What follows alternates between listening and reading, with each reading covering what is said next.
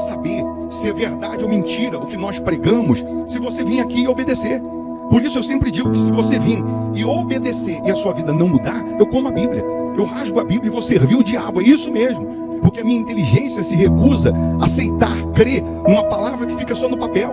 Ora, se está escrito, tem que se cumprir. E Deus está lhe buscando, lhe chamando para mudar a sua história. Não é para você mudar de religião, não. De placa de igreja, não. O nosso Deus é muito maior que placa de igreja, que religião. O nosso Deus quer que você mude de vida, de história, de condição. E para isso, só depende de uma atitude sua. Deus nunca vai fazer o que você tem que fazer. O vir, o se tornar para Ele, o buscar esse Deus é contigo. Fazendo a sua parte, Ele fará a dele.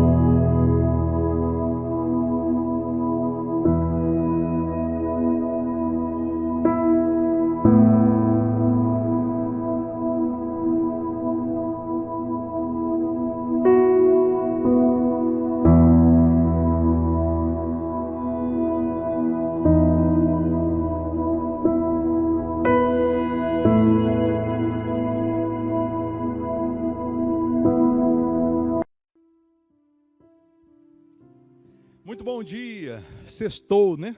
Sextou. Tem gente que não vê a hora de chegar a sexta, né? Porque folga no sábado, mas foi folga até para muitos ontem, né? Feriado.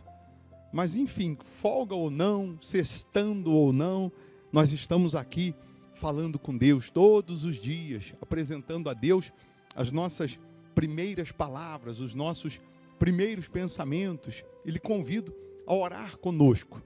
Prepara aí um copo com água, ou uma caneca com água. Eu tenho aqui a minha, a água já preparada. Uma vez essa água consagrada, ela vai simbolizar o poder de Deus. É nesse momento que doentes são curados, que cativos são libertos. É nesse momento de oração que Deus ele abre os céus, derrama bênçãos sem medida. É nesse momento que Deus ele toca naquela área que ninguém conseguia mudar, transformar. Ele é especialista no sobrenatural. Ele é especialista em pegar o último e fazer ele ser o primeiro, né? O menor, fazer ele ser transformado no maior. E Deus, ele tem visto as suas lágrimas. Ele tem visto a sua guerra, a sua luta, os seus desertos. E uma vez você se rendendo a Ele, se entregando a Ele, Ele mudará toda e qualquer situação. Deixa aqui o seu nome para oração. Não custa, é só escrever o seu nome, nome de um familiar, ou a área da sua vida que você está precisando de ajuda, que você está precisando de socorro. Escreva aí agora, não custa nada, né? Não custa fazer isso. E se inscreva também no canal, porque só de se inscrever no canal, você já receberá uma cobertura de orações. Eu vou colocar aqui a nossa agenda semanal, aqui da igreja, Hospital da Alma, que tem também o nosso WhatsApp. Você pode salvar o nosso número, manda aí um oizinho aí, minha esposa que responde, escreve assim, olha, eu quero receber os links das reuniões.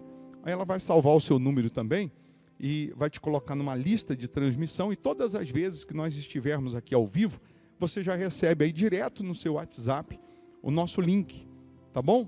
Mas tem que salvar aí no seu WhatsApp, nos seus contatos, senão você não consegue receber o link das reuniões ou dos momentos em que estivermos aqui ao vivo.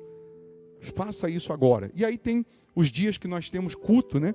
Hoje, sexta-feira, 8 da manhã e principalmente às 7h30 da noite, aquele tratamento para a cura dos vícios e libertação de problemas antigos, crônicos. Aquela área que até hoje você não conseguiu vencer, você vai vencer. Aquela área que você não conseguiu uma mudança, ela vai mudar.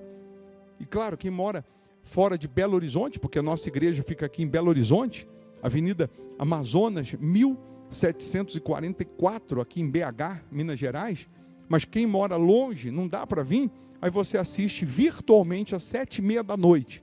Às 7h30 da noite nós transmitimos aqui pelo nosso canal no YouTube. Por isso que é importante você estar inscrito aí também no canal, tá bom? E claro, né, se você mora em Belo Horizonte, região metropolitana, aí você vem presencialmente. Né, eu vim até aqui, vencer dinheiro de Uber, gasolina, distância, horário, aí é contigo. Você fazendo a sua parte, Deus fará a dele. Vamos orar? Vamos falar com quem resolve? Se possível, feche os olhos, é momento de oração. Em o nome do Senhor Jesus, ó Pai. É nesse nome que nós cremos. Aliás, o Senhor disse que todo poder e autoridade foi dado a este nome, no céu, na terra e debaixo da terra. E é por isso que nós sempre iniciamos a nossa oração em o nome do Senhor Jesus, porque sabemos da autoridade que tem esse nome para destruir as forças do mal, para quebrar os grilhões do inferno. Então, nesse momento, assim como o som da minha voz chega até essa pessoa, que possa chegar o fogo do teu espírito, que possa chegar o teu poder para destruir toda doença, toda dor, toda infecção, toda enfermidade, toda aflição, toda depressão, todo mal que vinha predominando, prevalecendo na vida desta pessoa. Eu ordeno agora, espírito opressor, depressor, maldição, praga, em o nome de Jesus, sai agora. Que a tua luz, meu Pai, possa agora brilhar na vida dessas pessoas, removendo toda a escuridão, toda a tristeza, toda a fraqueza espiritual, todas as dúvidas, fracassos. Abençoa, meu Pai, todas essas pessoas que estão aqui conosco nessa oração. Toca onde ninguém consegue tocar. Muda, meu Deus, o que ninguém consegue mudar. Transforma o que ninguém consegue transformar. Oh, meu Pai, sabemos que o Senhor é poderoso para fazer infinitamente mais do que pedimos, mais do que pensamos. Essas pessoas que têm o nome aqui, meu Deus, para oração, toca nelas. Vai lá. Fala no mais íntimo do ser dessas pessoas. Transforma essas pessoas. Abençoa os inscritos no canal. Proteja, guarda, livra dos males físicos e espirituais. Abençoa as crianças, meu Pai. Que elas cresçam sob os teus cuidados, seguindo a tua direção. Abençoa os pais, abençoa as famílias. Que haja paz nessa casa. Que haja paz nesse lar. Abençoa Israel, meu Deus. Nós oramos por Israel, que a tua presença, que a tua poderosa mão esteja sobre Israel. Meu Deus, que no legislativo, no executivo, no judiciário, que prevaleça a tua misericórdia, meu Pai. Só a tua misericórdia para nos salvar, para nos guardar. Pois nós entregamos tudo e a todos nas tuas mãos. Que esse dia seja uma bênção, que esse dia seja de renovação, seja de milagres, meu Pai. Abre as portas para o teu povo, honra aqueles que estão te honrando. Abra as janelas dos céus e derrama as bênçãos sem medidas sobre aqueles que estão sendo fiéis a Ti, que estão honrando a Tua palavra. Oh, meu Deus, nós entregamos tudo e a todos nas Tuas mãos, meu Pai, na certeza da vitória, na certeza do milagre. Se essa pessoa estava abatida, fraca, sabe, desesperançada, anima, reanima essa pessoa. Levanta, fortalece essa pessoa. Faz ela entender, meu Deus, que o Senhor não a desprezou, não desamparou.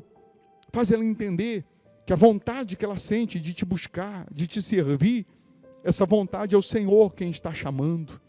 Então logo ela se sujeite, ela se submeta ao Senhor, ela alcançará as tuas maravilhas. Então, meu Deus, que sejam todos abençoados, que a água seja abençoada, que a vida desta pessoa seja abençoada, é o que nós determinamos. Aí onde você está, minha amiga, meu amigo, respira fundo, receba a paz, receba a vida. Deus, Ele está aí, na sua frente, está aí contigo. Ele segura nas tuas mãos. E Ele diz, não temas, porque eu sou contigo. Não te assombres, porque eu sou o teu Deus. Aleluia. E você que crê, diga, eu posso, eu consigo, eu realizo. Repita do fundo da alma, eu posso, eu consigo, eu realizo, em nome de Jesus. Amém. Amém?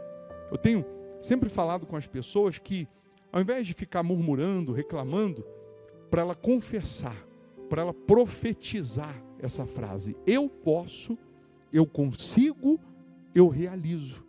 Disseram que você não pode, disseram que você não consegue, mas você pode sim, você consegue sim, Com Deus, você pode tudo, você consegue tudo. Você só não conseguiria se você não estivesse com Deus. Mas quando você está alinhado com Deus, quando você está de mãos dadas com Deus, você pode, você consegue e você realiza. Tá bom? Eu vou deixar aqui uma sugestão de palavra, de pregação para você, para te enriquecer espiritualmente. Se você puder, você vai ouvir. Se você não puder agora, ouça depois. Mas eu tenho certeza que essa palavra vai lhe abençoar. Quanto mais forte você está espiritualmente, mais você ganha imunidade contra o mal. Então, se você puder, fica um pouquinho, depois compartilha essa mensagem também com seus contatos, seja bênção para alguém. Deixa o seu like aí, dá um cliquezinho no joinha, que você fazendo isso, você nos ajuda a evangelizar. Não custa fazer isso, custa. Você pegar o seu dedinho aí, levanta o dedinho aí, pega o dedinho abençoado aí, dá um cliquezinho aí para você ver. Fazendo isso, você nos ajuda a evangelizar. Beba da água crendo no poder de Deus. Bom dia, boa sexta. Eu falava na live que nós fizemos no sábado, que o cristão, ele tem que ser a prova de deserto. Por que eu disse essa frase? O cristão, o crente ou o evangélico, ou que diz servir a Deus, andar com Deus, ele tem que ser a prova de deserto. Porque nós temos visto, principalmente nos dias atuais, um cristianismo leviano, um cristianismo raso, um cristianismo fraco, um cristianismo ou cristãos que qualquer coisa, qualquer situação, qualquer tribulação, qualquer situaçãozinha que ele enfrenta, ele quer jogar a toalha, ele quer desistir, ou então ele atribui os seus fracassos a Deus. Ele atribui o fato de não vencer hoje, de não conquistar hoje, a situação que Deus não está olhando para ele, Deus não está vendo, Deus não está respondendo, e parece que ele meio que resume o seu futuro no presente. Ele meio que define que a sua vida não vai mudar, que ele não vai sair do deserto, que ele não vai alcançar as promessas pelo cenário que ele está vivendo hoje, pela situação que ele está vivendo atual. E o nosso Deus, o nosso Senhor Jesus, ele sempre mostrou o contrário. O próprio Senhor Jesus, várias vezes, levou os discípulos, fez com que a multidão fosse ouvir a palavra dele no deserto. É questão de a gente usar a cabeça. Se o meu Deus, se o meu Jesus vai para o deserto, por que eu não posso ir? E quantas vezes Jesus mostrou que no deserto está o milagre? Quantas vezes Jesus mostrou que no deserto tem milagre? Porque a gente imagina que tem milagre, que tem poder de Deus, que tem o sobrenatural, só no conforto, só no lugar confortável, ou só nos dias de conforto. Mas Jesus deixou claro que no deserto tem multiplicação, que no deserto tem o sobrenatural. Quando ele diz para os discípulos, vamos para um lugar deserto, eles desembarcam do barco para ir para aquele lugar deserto e a multidão já estava lá esperando. A Bíblia diz que contaram 5.000 homens. E o homem que foi contado, naquela época, o homem era emancipado com 30 anos. Por isso que Jesus começou a obra dele com 30 anos. Então, contaram os 5.000 homens de 30 anos para cima. Não contaram mulheres e não contaram crianças. Por isso que os estudos apontam um número aproximado de 20.000 pessoas naquele deserto. E aí Jesus, com seus 12 discípulos, está ali pregando, está ali ensinando, está ali falando das coisas concernentes ao reino de Deus. E os 12 discípulos chegam a um raciocínio. Eles pensam o seguinte: vamos dar um conselho a Jesus. Vamos dar um conselho ao mestre. A reunião está demorando. Ele está se atrasando, as pessoas estão com fome. E é melhor ele despedir a multidão. Aí vão os 12 para Jesus e diz assim para Jesus: Senhor, não é melhor despedir a multidão, porque já está ficando tarde, eles estão com fome, E pelo menos, o Senhor terminando aí essa reunião, eles vão comprar o que comer pelo caminho. E Jesus vira para os 12 e diz: dai vós mesmos de comer. E um dos 12 diz para Jesus: como que nós vamos comprar, por exemplo, pão para 20 mil pessoas? Primeiro que não existe uma padaria que você possa chegar lá agora e falar: me dá 20 mil pães, faz 20 mil, me dá aí 20 mil misto quente, e ele entrega na hora. Você tem que fazer encomenda. E aí eles disseram para Jesus: mas ainda que a gente tivesse dinheiro para comprar pães para todas essas pessoas, não teria onde comprar. E se tivesse onde comprar, seriam 200 denários. Seriam 200 dias de trabalho para poder sustentar todas essas pessoas. Mais uma vez eles estavam batendo na tecla e dizendo para Jesus: nós estamos certos, não tem como dar de comer para essas pessoas. E aí Jesus faz uma pergunta. Jesus diz: vê o que vocês têm. No outro evangelho, nessa mesma passagem, Jesus, ele diz para eles o seguinte: quantos pães tendes? E aí eles dizem o seguinte: tem um menino que tem 5 pães e 2 peixes. Mas Jesus manda no deserto eles procurarem, eles verificarem o que eles têm. E aí eles chegam e dizem: olha, tem um menino que tem 5 pães e 2 peixes. E complementam a frase e dizem: mas o que é isso para tanta gente? Em outras palavras, um menino que não foi contado, porque só contaram os homens de 30 anos para cima. Mas um menino que nem foi contado, ele tem 5 pães e 2 peixes. Mas o que é isso para tanta gente? Em outras palavras, não dá. Não dá para as pessoas se fartarem com isso. Não dá para ninguém. Só dá para o menino matar a sua fome. Primeiro, Jesus está mostrando para a gente que no deserto tem milagre e que o agente multiplicador para produzir o milagre virá sempre, ou às vezes, daquele que você não conta com ele, daquele que você nem imagina que esteja do seu lado, que está do seu lado, aquele que você nem espera. Ele pode ser um instrumento de Deus, usado por Deus, para produzir a multiplicação na sua vida. O Senhor Jesus, Deus, Ele sempre vai usar alguém. Por isso que a pessoa, quando nasce de Deus, ela tem que entender que a obra de Deus, o poder de Deus, ele vai ser feito em você, através de você, na vida de alguém, e através de alguém, na sua vida. Deus não vai descer aqui, que em espírito, um anjo bonito, né, luminoso, vai aparecer para você, vai fechar um contrato com você para a sua vida financeira mudar. Ele vai usar alguém. Geralmente ele vai usar um menino, que ninguém conta com ele. Ele vai usar, de repente, aquele que ninguém está contando com ele, ou esperando, ou imaginando que vai ser ele, ou que virá dele. Geralmente o que você espera não vem. O que você imagina não vem. Geralmente o que você acha que tem condições não é esse. Deus vai usar um que, humanamente falando, não parece ter condições nenhuma de produzir o milagre. Mas o que é isso para tanta gente? Não vai dar. E aí eu disse na live: vai dar e vai sobrar. Porque Jesus disse para eles: me dá aqui os 5 pães e 2 peixes. Não dá na tua mão. Jesus estava dizendo: na minha dá e sobra.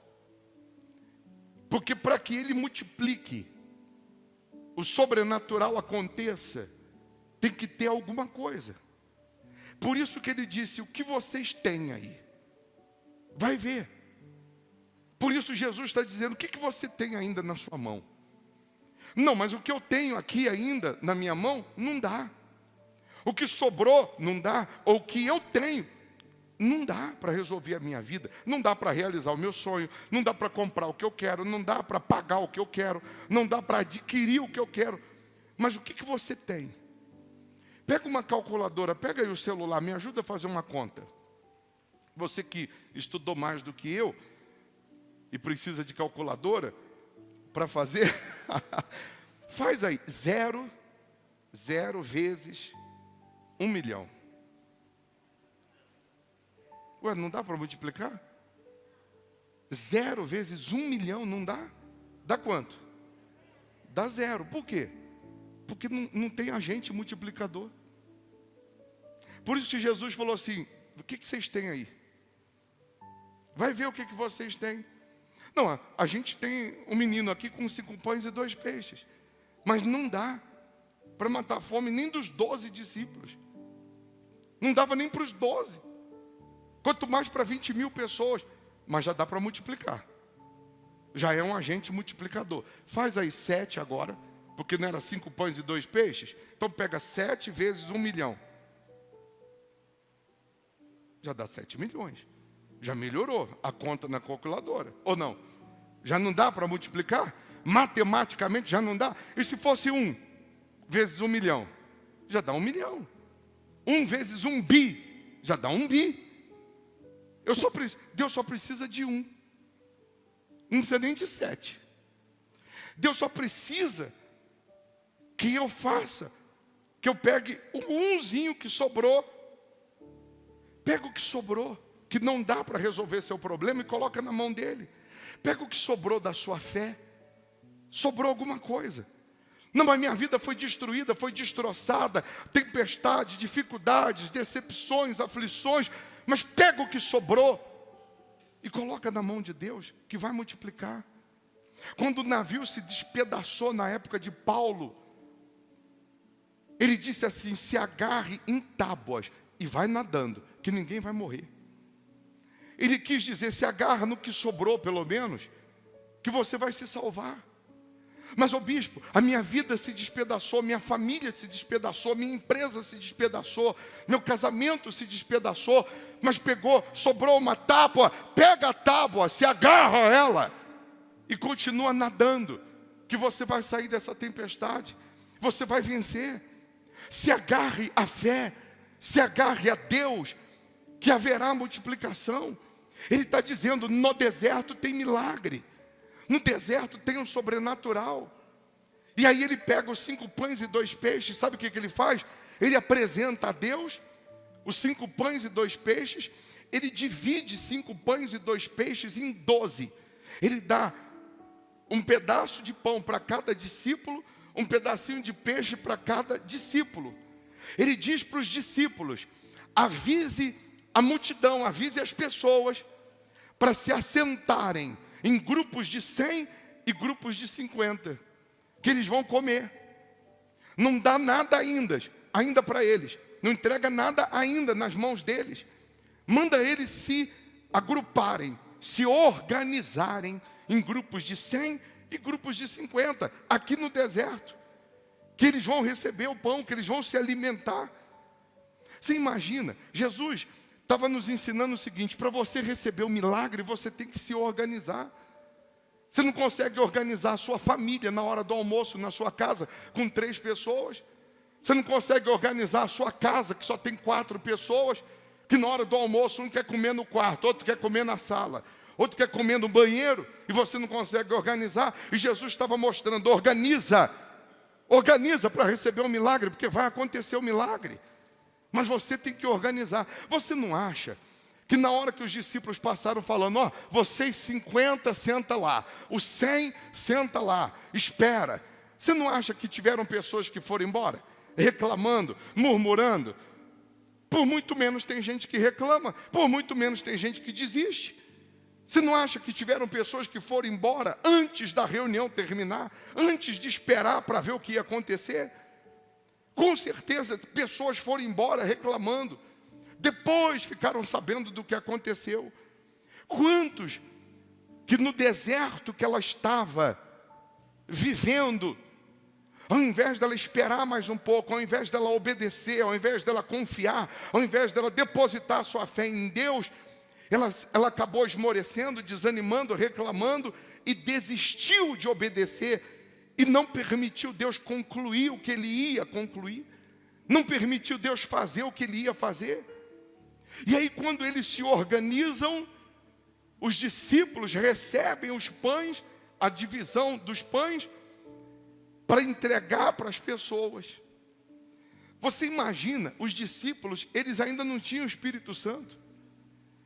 Jesus mandou homens iguais aos que estavam sentados entregar o pão para eles, falando que haveria a multiplicação. O pão não saiu da mão de Jesus para as pessoas, saiu das mãos dos 12 para as pessoas. Jesus estava fazendo eles entenderem o seguinte, que quando você confia nele primeiro, a multiplicação vai acontecer independente de quem ele vai usar. Mas aí vamos nos colocar no lugar dos 12. Jesus falando assim para os 12, presta atenção, vocês vão sair agora dividindo esse pedacinho que você tem. E esse pedacinho que você tem, você vai dividir com essas pessoas, e essas pessoas vão dividir com as outras, e todo mundo vai comer, todo mundo vai se fartar. Você imagina um olhando para a cara do outro, dos discípulos, e falando assim, será? Será que vai dar? O medo, com certeza veio. De repente Pedro olhou para o primeiro assim e falou assim, ainda bem que ele está na primeira fila, porque aquele coitado que eu estou vendo lá atrás, não vai chegar. Mas a fé não é a ausência do medo, é apesar do medo você obedecer. A fé não é a ausência do medo, mas é apesar do medo você ir em obediência. E à medida que você vai obedecendo, você vai alcançando força, ousadia, coragem. Porque aí eu imagino, ele foi e deu um pedacinho para esse e disse, ó, divide aí. Aí deu para o outro, falou, ó, divide aí, porque não sei não. E deu para o outro. Aí ele olha e vê que o da mão dele não acaba. E ele vai entregando e vai vendo que o da mão não acaba. Isso vai criando nele o quê? Ousadia, coragem. Eu imagino que ele começou tímido, entregando um pedacinho. Daqui a pouco ele já estava lá no meio gritando, ó, o pão está chegando, espera aí, que a coisa aqui tá fluindo. E todo mundo, a Bíblia diz que comeu, se fartou, e ainda sobraram 12 cestos cheios de pães. Meu Deus, para que sobrar tantos pães? Se já todo mundo tinha comido, se todo mundo comeu, todo mundo se fartou, por que sobrou tanto, se Jesus podia multiplicar de novo? Quando sobra, nós entendemos que é para usar depois. Mas aí Jesus manda os discípulos pegarem os 12 cestos e colocar no barco. Jesus manda eles irem para o outro lado do mar, que Jesus ia depois, e Jesus ficou despedindo a multidão. Aí eles pegam os 12 cestos, colocam no barco e vão embora. Você já sabe que no meio do caminho acontece uma tempestade. Jesus depois vai andando sobre as águas. Você lembra dessa passagem? Os 12 cestos de pães estavam no barco. Por que Jesus deixou e permitiu que eles colocassem os 12 cestos cheios de pães no barco? Era para que na hora da tempestade eles olhassem para os pães e se lembrassem do testemunho que aconteceu lá na terra. Se lembrassem do testemunho que aconteceu lá atrás.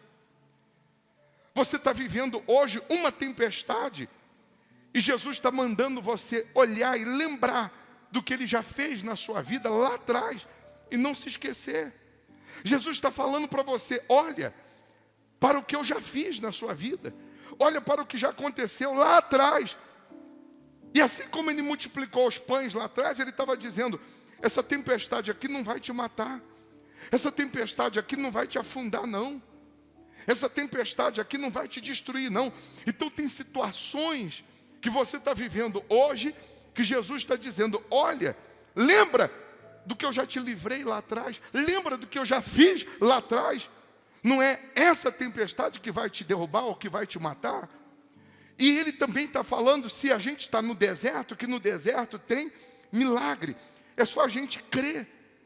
É só a gente pegar o que a gente acha que não vai dar e colocar na mão dele, que aí vai dar e vai sobrar.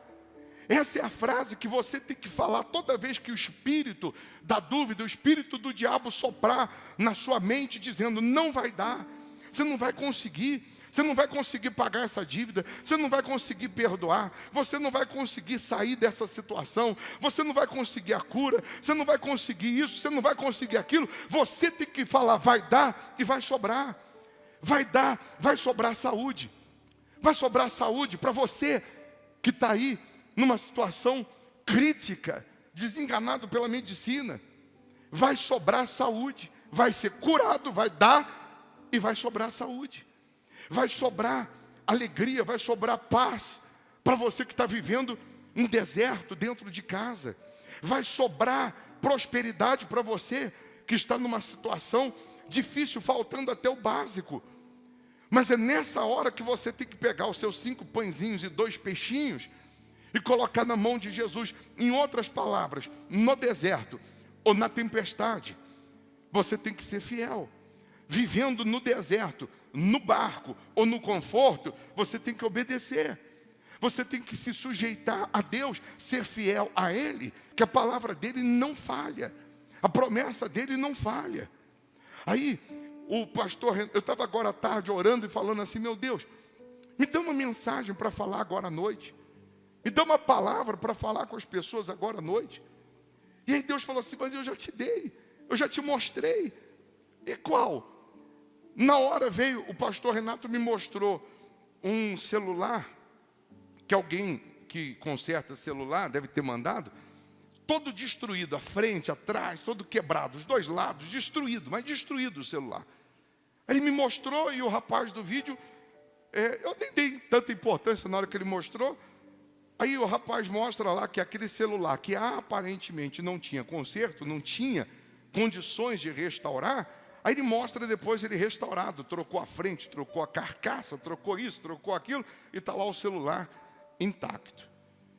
E aí na hora veio essa lembrança desse vídeo, e esse versículo de 2 Coríntios, capítulo 4, no versículo 16, que diz assim, por isso, não desfaleçamos, mas ainda que o nosso homem exterior se corrompa, o interior, contudo, se renova de dia em dia.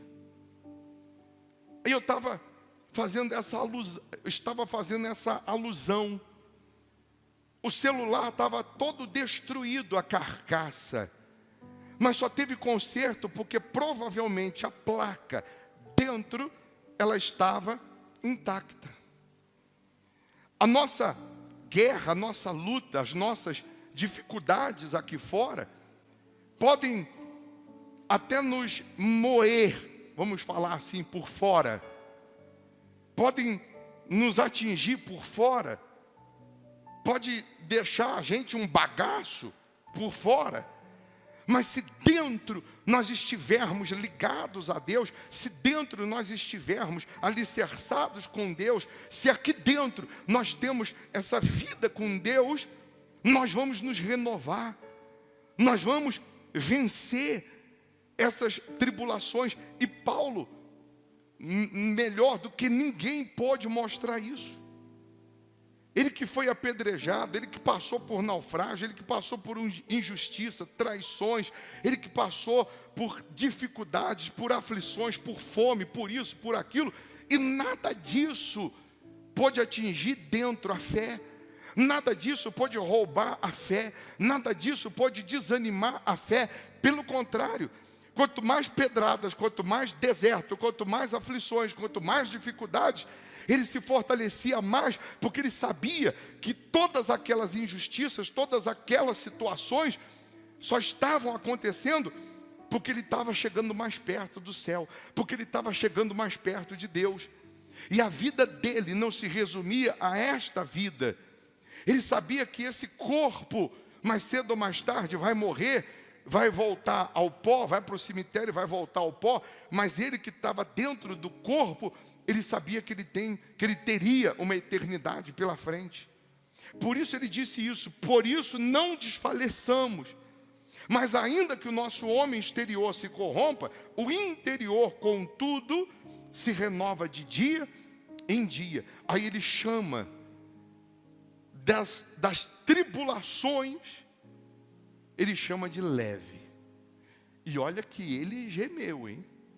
Olha que ele foi macho. Ele foi à prova de deserto, ele foi à prova de pedrada, ele foi à prova d'água, ele foi à prova de naufrágio, ele foi à prova de paulada, porque dentro ele era blindado. Dentro havia uma blindagem, que se amassa a lata, se amassa por fora, mas dentro não tocava. Dentro não tocava. Aí diz assim, porque a nossa leve e momentânea tribulação produz para nós um peso eterno de glória muito excelente. Não atentando nós nas coisas que se veem, mas nas que se não veem. Porque as que se veem são temporais, e as que se não veem são eternas. Porque se você for parar hoje, para olhar hoje o cenário, você se desespera. Se você for olhar o externo, o lado externo, se você for olhar a situação, você se desespera. Você acha que não tem jeito. Aí você vai falar como o discípulo disse, não vai dar. Só tem isso aqui para 20 mil pessoas. Não vai dar. Não vai dar porque você está olhando para onde não deveria olhar. O rapaz, o servo do profeta, acordou de manhã. Quando ele abriu a janela, ele voltou correndo desesperado, porque ele viu tudo cercado do exército inimigo. Ele voltou desesperado. Pelo amor de Deus, estamos fritos, vamos morrer. Porque a casa está cercada. Aí Eliseu foi lá e falou assim, Deus, abre os olhos dele. Aí ele olhou de novo, e em volta desses soldados, tinha milhões e milhões de anjos. Um exército de Deus infinitamente maior do que aquele. E ele disse, está vendo quem está com a gente? Você quer ver que mais são os que estão conosco do que os que estão com eles? Deus, faz esses soldados ficarem cegos. Todos eles ficaram cegos. Aí ele pegou todos eles, levou, vocês não querem matar o profeta? Vem cá comigo. Levou todos eles, botou assim, ó, no meio da quadra do ginásio, todos os soldados, cegos, cercou, colocou comida, colocou um banquete, colocou todo o povo em volta e falou, agora pode abrir os olhos. Quando eles abriram os olhos, eles estavam cercados. E ele falou, pode comer. Pode comer, vocês não queriam me matar? Come. E eles comeram meio que forçado, sem saber o que estava acontecendo, falando o seguinte, é igual tem um menininho aqui, o filhinho da obreira, ele não pode me ver, que eu falei assim, rapaz, se você desobedecer sua mãe, você vai ver o que eu vou fazer com você. Quando ele me vê, ele está fazendo alguma arte, ele fica assim, um santinho na hora. Não, na hora ele fica assim. Outro dia eu estava chegando com um carro, ele estava correndo ali na frente. Quando ele me viu, ele correu para dentro, sentou e ficou assim. Só faltou pegar a Bíblia. E hoje eu cheguei, ele estava aqui andando, eu falei, vem aqui comigo. Ele, não, vem aqui, eu não vou fazer nada de mal a você. Eu ia levar ele ali dentro e dar um bombonzinho para ele. Não. Eu falei, vamos ali comigo, rapaz. A Ana Cláudia falou, ele é teu amigo, ele vai te ajudar. Aí ele deu a mão assim, mas deu a mão tremendo. E ele fica nervoso, ele começa a rir. Sabe aquela risada embargada, de choro?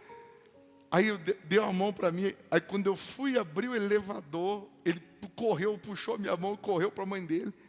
Eu imagino esses soldados fazendo isso. Nessa situação. Mas você vê, o profeta estava dentro dele, ele estava olhando para onde? Ele estava conectado com Deus. Senão ele se deixava se desesperar pela situação também. Por que Davi disse assim: ainda que eu ande pelo vale da sombra da morte, não temerei mal algum? Porque ele estava onde? Espiritualmente ele estava onde? No céu. Fisicamente na terra, mas espiritualmente no céu. Por que Paulo disse: tudo posso naquele que me fortalece? Porque ele estava fisicamente aqui, mas espiritualmente lá em cima. Por isso que essa palavra aqui, de 2 Coríntios 4, 16, 17 e 18, ela tem que ser uma realidade em nós.